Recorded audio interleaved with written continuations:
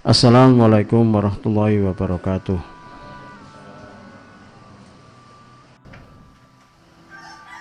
Jadi Bapak Ibu, sekarang sisi yang membuat hati kita ini justru sakit, kalau tadinya hati kita sehat dan kuat sehatnya, jiwa kita juga kuat, mental kita kuat, dan fisik kita juga sehat, yaitu dengan tauhid. Sekarang terbalik, justru yang membuat jiwa seseorang, mental seseorang sakit, ya, dan bisa saja membuat fisiknya sakit, itu adalah yang terbesar disebabkan karena dosa kesyirikan. Di bawahnya lagi adalah dosa-dosa secara umum, bahwa tidak ada yang membuat hati seseorang itu jadi baperan, jadi apa?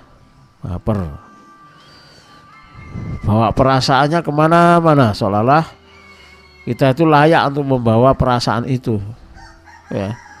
Kalau sedih ya sedih terus, kalau kecewa ya seolah-olah kecewa terus, padahal dalam hidup tidak ada yang seperti itu, kan gitu ya. Allah hadirkan sisi yang selalu seperti dua sisi mata uang. Dalam hidup itu pasti ada sehat, ada sakit, ada bahagia, ada duka, ada susah. Satu saat senang, satu saat kecewa, ya. Satu saat bahagia, satu saat sedih.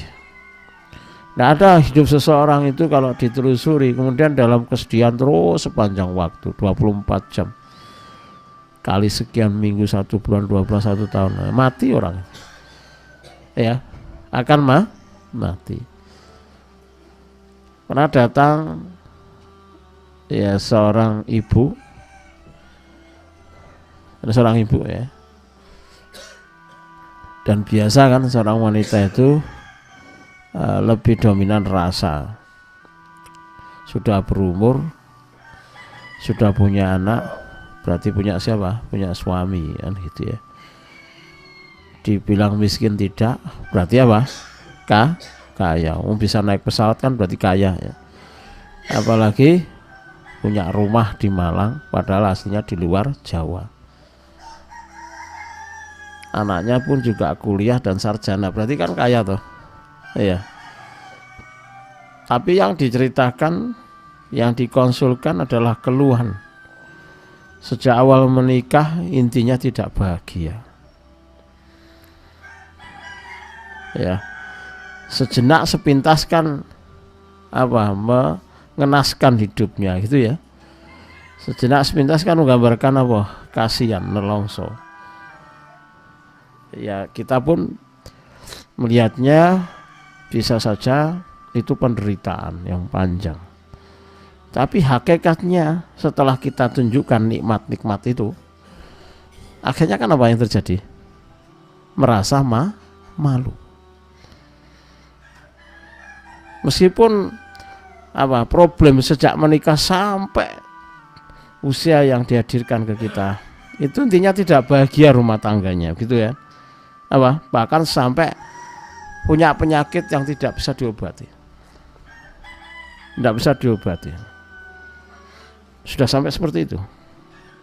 Versi medis. Kalau versi langit kan semua penyakit ada obatnya. Dan kata Allah, setelah kita bimbing, penyakit itu berangsur-angsur sembuh.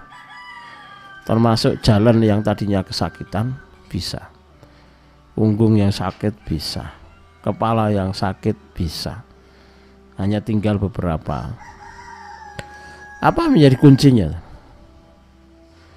Ternyata kuncinya adalah cara berpikir yang di atas tauhid tadi itu. Kita tidak dalam posisi tiba-tiba seperti Nabi Isa begitu, yang punya mukjizat menyembuhkan seketika. Tidak ada di rumah dakwah yang punya kemampuan seperti itu. Kita 1 ditambah 1 cenderung 2. 1 ditambah 1 cenderung 2. Tidak selalu saya katakan 2, tapi cenderung dua. Artinya kita ikhtiar sesuai syariat sebisa itu, lalu kemudian Allah berikan hasilnya. Walaupun kadang di luar nalar, kadang bahwa 1 ditambah 1 tidak selalu 2. Penyembuhan itu di tangan Allah dan tampak dan sering di luar batas kemampuan diri seseorang. Nah, kuncinya adalah tauhid. Ternyata tauhid itu kalau dipelajari dengan benar, persepsi yang tadinya seolah-olah terhukum atau persepsi yang menggambarkan ini bertahun-tahun loh ya, sesuai dengan umur anaknya.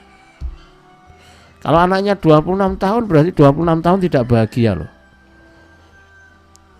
Nah, ini kalau saya bandingkan dengan orang yang diuji rumah tangganya, kira-kira ada enggak yang mengalahkan rekor tidak bahagia ini? Ayo. Kan enggak ada.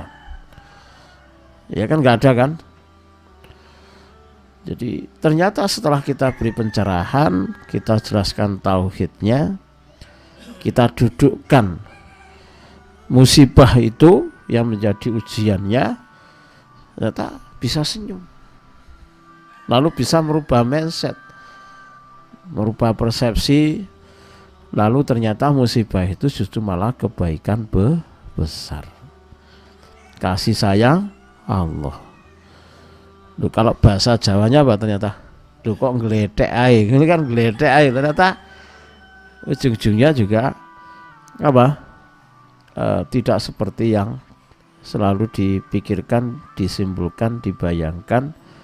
Kalau orang sudah diberi taufik hidayah sama Allah, ternyata apa yang dialami itu justru penuh dengan hikmah, lalu bahkan itu justru menggambarkan tingginya derajat dirinya.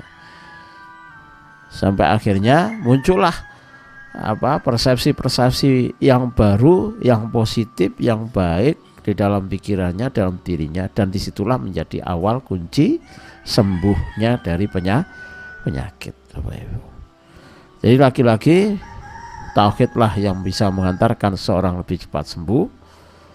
Begitu juga dosa syiriklah yang menghambat kesembuhan atau perbaikan jiwa seseorang, serta dosa-dosa yang lainnya yang ternyata itu pun juga dilakukan ya. Dan itulah yang menjadikan yang bersangkutan pun ditegur oleh Allah Subhanahu wa taala.